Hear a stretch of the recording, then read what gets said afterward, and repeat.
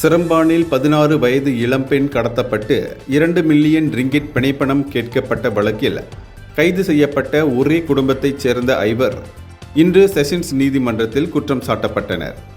31 வயது டி சஸ்வினா, அவரது கணவர் 32 வயது டி புகாராஜ், அவரது வளர்ப்பு உடன்பிறப்பு 23 வயது ஃபர்ஹின் மொஹமட் அரிஃபின், மேலும் 2 உடன்பிறப்புகள் 21 வயது பி கே கோஷன்குமார், பி கே சிவிஷனா ஆகிய 5 நீதிபதி சுரிதா புடின் முன்னிலையில் தங்களுக்கு எதிராக வாசிக்கப்பட்ட குற்றச்சாட்டை மறுத்து விசாரணை கோரினர்.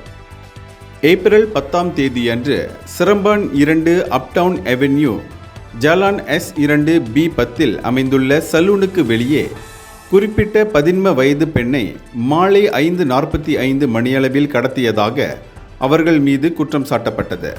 1961ஆம் ஆண்டு ஆள்கடத்தல் சட்டம் பிரிவு 3(1) கீழும் குற்றவியல் சட்டம் பிரிவு 34 கீழும் இவர்கள் மீது குற்றம் சாட்டப்பட்டுள்ளது. குற்றம் நிரூபிக்கப்பட்டால் 30 to 40 ஆண்டுகளுக்கு மேற்போகாத சிறை தண்டனையும் பிரம்படியும் விதிக்கப்படலாம். மேலும் குற்றத்தின் தன்மை கருதி குற்றம் சாட்டப்பட்டவர்களுக்கு அரசாங்க துணை வழக்கறிஞர் நோராசிஹா அஸ்முனி ஜாமீன் அனுமதிக்கவில்லை. இந்தியர்களின் இதய குரல் மக்களோசை.